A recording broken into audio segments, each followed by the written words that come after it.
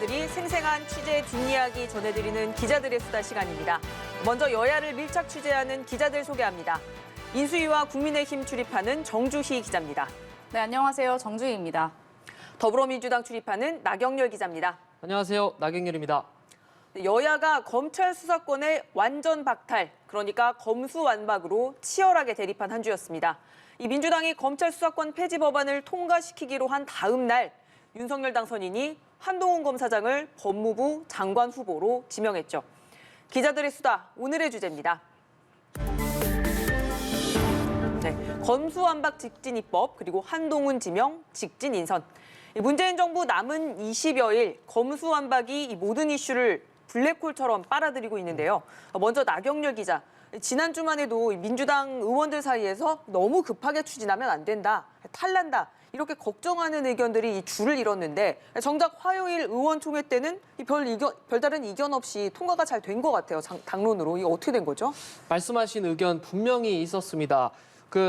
의원총회에서도 이런 이견이 그러니까 검찰 출신 의원들을 중심으로 반대 목소리가 많이 나왔는데요. 떼어낸 수사권을 도대체 어떻게 할 거냐? 그리고 또 충분히 숙성시켜야 한다. 대안을 마련한 뒤에 추진해도 늦지 않느냐 하는 게 이 속도 조절론을 주장하는 의원들의 논리였는데요. 하지만 그 자체적으로 조사한 결과 당원 80% 정도가 이제 찬성 의견을 냈고 인수위의 검찰 직접 수사권 확대라든가 정부 검찰 개혁이 완전 되돌아가는 거 아니냐. 그리고 한동훈 검사장의 채널A 사건 무혐의 처리 같은 것들이 이제 민주당 의원들이 보기에는 검찰이 또 제 식구 감싸기 하는 거 아니냐라는 의견이 형성되면서 이 검찰개혁 빠르게 추진하자라는 데 뜻이 모인 것 같습니다. 그래서 다만 민주당 의원총회 전부터 검찰개혁 추진에 강한 의견이 나왔기 때문에 이걸 또 뒤돌릴 수는 없다는 의견도 많았던 걸로 조사됐습니다. 의원총회에서 갑론을박이 있었을 것 같은데 이 의원총회가 이 4시간 정도 진행이 됐잖아요. 이 안에서는 또 어떤 의견들이 좀 오고 갔을지 취재가 좀 됐나요? 네, 일단 의 총장 앞에서 기자들은 오늘 집에 가긴 글렀다. 뭐 이런 얘기 굉장히 많이 나왔거든요. 그래서 계속 원내대변인도 중간중간에 나와서 기자님들 너무 저녁에 배고플 수 있으니까 뭐 저녁도 먹을 생각도 하고 마음을 좀 비우고 계셔라. 이런 얘기를 굉장히 많이 들어서 기자들도 오늘 저녁 뭐 먹을까? 뭐 이런 얘기까지 했던 기억이 납니다. 그런데 이제 4시간 생각보다 좀 빨리 끝난 거 아니냐라고 저희는 그렇게 생각할 수 있지만 4시간 굉장히 긴 시간 동안 토론이 오갔다고 합니다.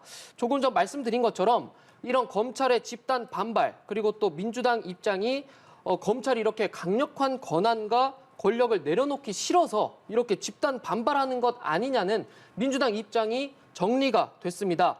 그래서 이견을 보이던 한 의원도 의총장에서 나 지난주까지만 해도 반대였다. 하지만 이제는 도저히 반대할 수 없다. 이제 무조건 가야 한다라는 그런 발언을 했다고 합니다. 지금 국민의힘은 왜 하필 지금이냐 이렇게 주장하지만 민주당은 지금밖에 안 된다. 이렇게 맞받고 있습니다. 검찰개혁 관련한 논의는 문재인 정부 출범 이후에 계속 논의돼 왔다. 그래서 뭐 숙성이 되지 않았다 이런 얘기는 아니다라고 얘기를 했고 무엇보다 윤석열 정부가 출범하면 개혁은 없다라는 입장이 명확하거든요. 그래서 어제 민주당이 법안을 발의를 했었습니다. 박홍근 원내대표가 대표 발의를 했지만 민주당 의원 172명이 모두 뜻을 모았습니다. 그러니까 의총을 4시간을 했지만 이 4시간도 사실은 어떻게 보면 예상보다는 짧은 것이었다. 예, 바로 이런 그겁니다. 거군요. 예. 네, 한동훈 후보자 같은 경우에 서울중앙지검장이나 검찰총장에 중용될 거란 얘기는 상당히 있었습니다. 그런데 법무부 장관은 정말 예상 밖이었어요. 그야말로 이 파격인데 발표 날 기자실이 정말 술렁술렁했을 것 같습니다. 네, 사실 인수위 출입 기자들도 굉장히 깜짝 놀란 인선이었는데요. 먼저 이 검수완박 당론 채택 다음 날 인수위에서 오전부터 있었던 일 함께 영상으로 보시겠습니다. 검수완박? 예. 내가 지난번에 말씀드렸잖아. 절대 파격 인사는 아니라고 생각합니다. 이런 법안의 처리 시도는 반드시 저지되어야 한다고 생각합니다. 네, 13일 오후 2시에 법무부 장관을 포함해서 2차 인선 발표가 예고가 돼 있던 상태였는데요. 법무부 장관은 이 정치인은 안 한다. 이 정도 힌트가 나온 상태였습니다. 그런데 이 오후 1시 15분 조금 넘어서 인수위 사무실로 한동훈 후보자가 요요히 걸어 들어오는 모습이 기자들한테 갑자기. 우연히 이제 발견이 된 거예요.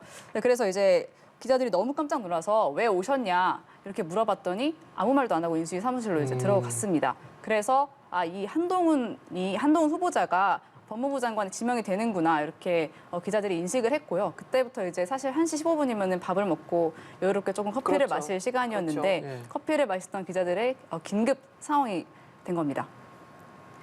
보니까 방금 윤석열 당선인 말을 보면 파격 인사가 아니라고 생각한다. 이렇게 말씀을 하셨는데요. 사실 이건 민주당도 상상 못한 일 아니었습니까? 이건 설마 했던 일이 벌어진 거 아니냐라는 첫 반응 이후 입장 이렇게 정리됐습니다. 영상으로 함께 보시겠습니다.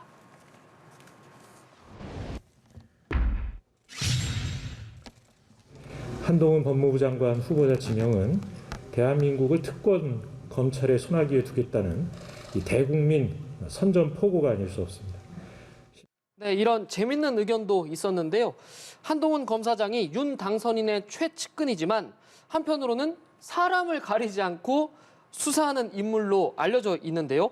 총장이 안 치면 그러니까 윤석열 당선인한테도 불통이 튈 수도 있을 가능성이 있지만 그 법무부 장관에 안 치면 이런 일이 없을 수 없다라는 거죠. 그래서 칼이 아니라 펜을 쥐어줬다라는 장제원 비서실장의 말이 맞다라는 분석도 있었습니다. 네, 보면 대선 전 윤 당선인의 이 적폐 수사 발언도 사실 한동훈 후보자와 엮여 있습니다. 네. 한번 보시죠. 이 논란의 발단이 된 인터뷰에서 왜 한동훈 검사장을 무서워하냐? 거의 독립운동처럼 해온 사람이다. 특별히 안 챙겨줘도 이 한동훈 검사장은 워낙 경쟁력이 있다. 이런 말을 윤 당선인이 했습니다. 그런데 이 내각에서 가장 처음 점 찍은 인사가 한동훈 후보자라는 말을 들었는데요. 이게 맞을까요? 네, 권성동 원내대표 말에 따르면 이 윤 당선인이 인수위 출범 때부터 법무부 장관은 한동훈이다 이렇게 말을 했다고 합니다. 사실 이보다 앞선 대선 때부터 윤 당선인은 한동훈 후보자의 중용 의지를 내비쳤고요. 윤 당선인이 이 한동훈 후보자를 굉장히 깊이 애정한다는 사실은 주변에 많이 알려져 있는 사실입니다.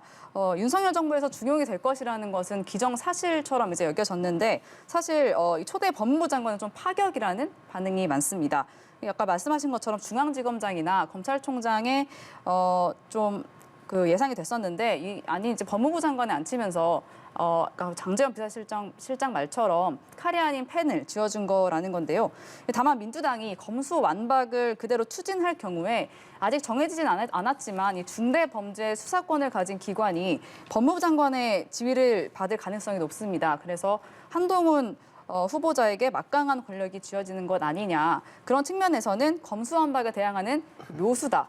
이 인선이 묘수다 이런 평가도 나오고 있습니다. 그러니까 정 기자 말을 조금 더 풀어가면은 이 민주당이 검수완박의 방법 중에 하나로 한국형 FBI라는 것을 만들어서 수사권을 거기에다가 몰아주겠다라고 했는데 사실 그 한국형 FBI가 어디 산하에 있어야 되냐 했을 때 처음에 이제 민주당이 생각했던 중수처는 법무부 산하였거든요. 네. 그게 바로 이제 한동훈 법무부 장관의 산하에 있을 수가 있게 되는 거죠. 이 한 후보자와 함께 8개 부처 장관 후보자를 함께 발표를 했는데 이 한동훈 후보자 소식에 묻혀서 주목을 받지를 못했습니다. 다른 후보자들은. 저도 그 뉴스에 너무 놀라서 그날 어떤 후보자들이 과연 당선자 옆에 서 있었는지 이 기억이 잘 안 나는 정도인데요. 저도 네. 인수위에 있었는데 잘 기억이 안 납니다. 네. 사실 그날 오전부터 저희가 대통령 비서실장에 좀 관심을 가지고 있었는데요. 그날 사실 그 한 후보자와 함께 잊고 있었지만 김대기 대통령 비서실장 등 그렇죠. 뭐 사회부 총리 그리고 통일부 장관 후보자, 외교부 장관 후보자 이런 요직들이 발표가 같이 됐습니다. 네, 맞습니다. 근데 그날 한 후보자에게 기자들의 질문이 워낙 집중이 돼서 이 통일부 장관 후보자에 지명된 권영세 의원에게 한 기자가 질문을 하자 이 권영세 의원이 질문해 주셔서 감사하다. 이런 네. 말을 한 게 기억에 남기도 해요. 근데 정 기자 그날 한동훈 후보자가 말한 것 중에 좀 기억에 남는 게 뭔가요? 사실 아무래도 검수완박에 대한 입장이 가장 궁금했는데요. 한 후보자도 아마 가장 본인이 스포트라이트를 받을 것이라는 것을 예상을 했을 텐데 그럼에도 불구하고 다소 좀 긴장한 모습을 보였습니다. 앞서 영상에서도 봤듯이 이 검수완박 반드시 저지해야 된다 이런 강경한 입장을 밝혔는데요. 지금 보시는 것처럼 좀 검수완박에 대한 입장을 밝힐 때 굉장히 신중하고 단호한 답변을 이어가면서 이 펜을 쥔 손을 이렇게 좀 떠는 게 카메라에 잡히면서 기자들한테 굉장히 화제가 됐습니다. 이게 화제가 정말 될 만한 게 저도 이제 검찰 출입 기자를 하면서 서울중앙지검 3차장이던 한동훈 검사장을 본 적이 있었는데요. 네. 그러니까 워낙 달변이라 뭔가 손을 떨면서 긴장하면서 얘기를 한다. 이게 좀 상상이 되지 않기 때문에 그날 기자들한테도 좀 화제가 네, 되었던 그렇습니다. 것 같습니다. 이 민주당이 제시한 검수완박 시간표를 보면 이 5월 3일 문재인 대통령 마지막 국무회의 때 법안을 공포하겠다는 건데 그럼 그 전까지 법안을 통과를 시켜야 됩니다. 그런데 오늘로부터 17일밖에 남지 않았습니다. 법안 2개를 통과시켜야 되는 건데요. 이게 가능한 스케줄입니까? 민주당 가능하다는 입장입니다. 네. 먼저 다음 주에 법사위를 통과시킬 수 있다라는 계획을 잡고 있습니다. 그 1차 관문인 법사위를 넘은 법률안은 본회의로 넘어가게 되는데요. 본회의로 넘어가면 국민의힘이 밝혔듯이 이제 필리버스터를 동원하겠다. 예전에 테러방지법 때 민주당이 했던 그 무제한 토론 필리버스터를 동원하겠다는 건데요. 민주당은 이에 대해서 회기를 쪼개는 방식으로 대응하겠다. 이런 이런 전략을 갖고 있습니다. 본회의가 열리고 국민의힘이 필리버스터에 들어가면 회기를 바로 종료시켜버리는 겁니다. 그러면 필리버스터도 바로 종료가 되는 거고요. 네, 국회법에 따르면 회기가 종료되면 필리버스터도 자동으로 종료가 되게 돼 있습니다. 그러면 다음 회기를 또 바로 열어서 그 필리버스터의 대상이 됐던 예를 들면 검찰청법 개정안이 다음 회의에 최우선 처리 법안이 되게 됩니다. 이후에 또다시 필리버스터가 열리고 또 회기를 자릅니다. 그러면 본회의를 열고 형사소송법 개정안을 우선 처리하면 본회의에서 검찰 수사권 폐지가 완성되게 됩니다. 그러니까 이 민주당이 공수처법을 통과시킬 때 쓴 전략들을 이 총동원한다. 그렇습니다. 이런 예. 전략인 것 같은데 국민의힘은 꼼수라고 주장을 네. 하고요. 근데 민주당은 국회법을 준수했으니까요. 법을 어긴 건 아니니까 합법이다. 이렇게 하죠. 그런데 변수가 있어요, 여기서. 네, 그렇습니다. 회기와 관련한 건 그리고 본회의를 열지 말지 결정하는 권한은 국회의장한테 있습니다. 그래서 지금 양당 지도부 모두가 문턱이 닳도록 의장실을 찾고 있다고 하는데 민주당 한 의원은 이렇게 얘기를 하더라고요. 박홍근 원내대표가 의장 앞에서 허리를 너무 많이 숙여가지고 허리가 아플 지경이다. 허리가 뭐 아플 이런 지경이다. 얘기까지 나오는 네. 지경입니다. 네. 그런데 박병석 의장이 바로 일주일 뒤죠. 다음 주 토요일 미국과 캐나다 출장에 나서는데요. 날짜가 정말 묘합니다. 박병석 의장은 보통 외국 출장에 나갈 때 이 사회권, 그러니까 이 의사봉을 두드릴 수 있는 권한을 국회 부의장한테 넘기고 간다고 하는데 정말 중요한 이 시기에 의장이 사회권을 민주당 소속인 김상희 부의장한테 넘기고 해외 순방길에 오를지 주목됩니다.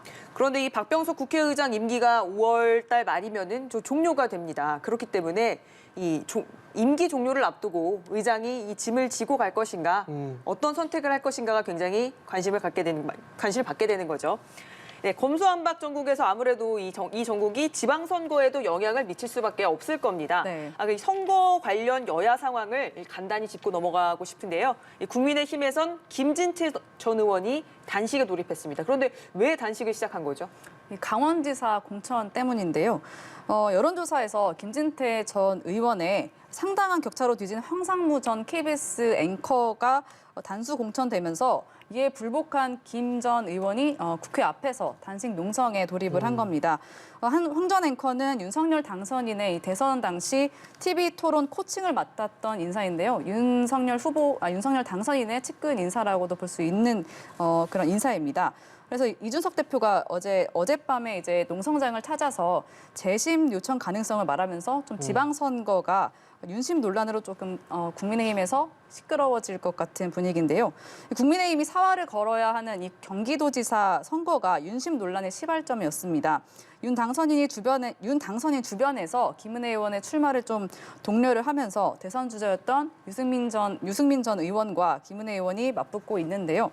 실제 윤석열 당선인의 마음이 어떤지는 모릅니다. 확인이 되지 않고 있지만 당내에서는 이 윤심, 윤핵관 이런 논란이 좀 지방선거에 부정적인 영향을 미치지 않을까 좀 우려하는 분위기가 확산이 되고 있습니다. 네, 이 민주당에서는 서울시장 교통 정리가 무척이나 어려워 보입니다. 어떻게 되는 거죠, 나 기자? 네, 일단 민주당은 서울 지역을 전략공천 지역으로 결정을 했습니다. 우리가 좀 주요하게 봐야 할 점은 민주당에게 있어서 서울은 험지라는 점인데요.